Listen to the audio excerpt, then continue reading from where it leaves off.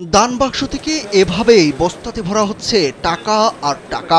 একের পর এক বস্তা ভরে নিয়ে যাওয়া হয় গণনার স্থানে। ৪ মাস ১৮ দিন পর খোলা হলো এই দান বাক্সগুলো।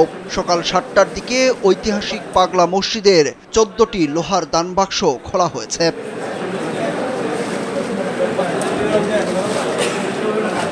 মসজিদ ব্যবস্থাপনা কমিটির সদস্য, মসজিদ কমপ্লেক্সে অবস্থিত মাদ্রাসা ও এতিমখানার শিক্ষক শিক্ষার্থী, পার্শ্ববর্তী জামিয়া এমদাদিয়া মাদ্রাসার শিক্ষার্থী, ব্যাংক কর্মকর্তা কর্মচারী সহ ৪ শতাধিক মানুষের একটি দল এসব বস্তা ভর্তি টাকা গণনার কাজে অংশ নিয়েছেন। ৩ মাস পর পর দান বাক্সগুলো খোলা হলেও এবার ৪ মাস ১৮ দিন পর দান বাক্স খোলা হয়। এ কারণে এবার নতুন করে বসানো হয়েছে আরও ২টি দান বাক্স।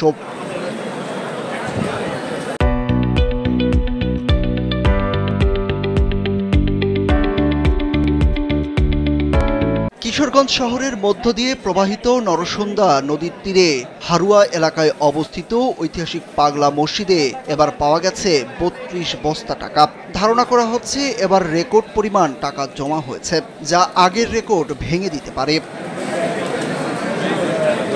কিশোরগঞ্জের জেলা প্রশাসক ও পাগলা মসজিদ পরিচালনা কমিটির সভাপতি ফৌজিয়া খান বলেন, দীর্ঘদিন পর দান বাক্স খোলা হয়েছে, এবারও রেকর্ড পরিমাণ টাকা পাওয়া যাবে বলে আশা করা হচ্ছে। এছাড়া এসব টাকা কি কাজে ব্যবহার করা হচ্ছে বা হবে সেই পরিকল্পনার কথাও জানান তিনি।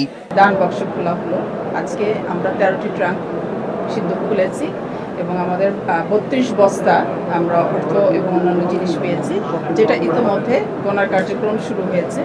আজকে আমাদের এই কাজে সহযোগিতা করছে জামিয়া আহমেদিয়া সুনিয়া মাদ্রাসার ৩৪০ জন শিক্ষার্থী এবং এই কাজটি আমাদের দিনব্যাপী চলবে। প্রায় ৪ মাস ১৮ দিন পরে আমরা এটা খুলতে পেরেছি এবং এটির যে মসজিদ আধুনিক মানের, যে আপনারা জানেন যে গত মাসে আমাদের এ মাসের প্রথম দিকে আমাদের মাননীয় ধর্ম উপদেষ্টা মহোদয় এসেছিলেন, পাগলা মসজিদ পরিদর্শন করেছিলেন। উনি বলেছিলেন টার্কিশ ডিজাইনে যেন একটি আধুনিক ইসলামিক কমপ্লেক্স হিসেবে পাগলা মসজিদকে গড়ে তোলা। এর আগে ৪ মাস ১২ দিন পর চলতি বছরের ১২ই এপ্রিল পাগলা মসজিদের দান বাক্সগুলো খুলে রেকর্ড ৯,১৭,৮০,৬৮৭ টাকা পাওয়া যায়। এছাড়াও পাওয়া গিয়েছিল বিপুল পরিমাণ বৈদেশিক মুদ্রা ও স্বর্ণালংকার। সুরুজ আহমেদ, কালবেলা।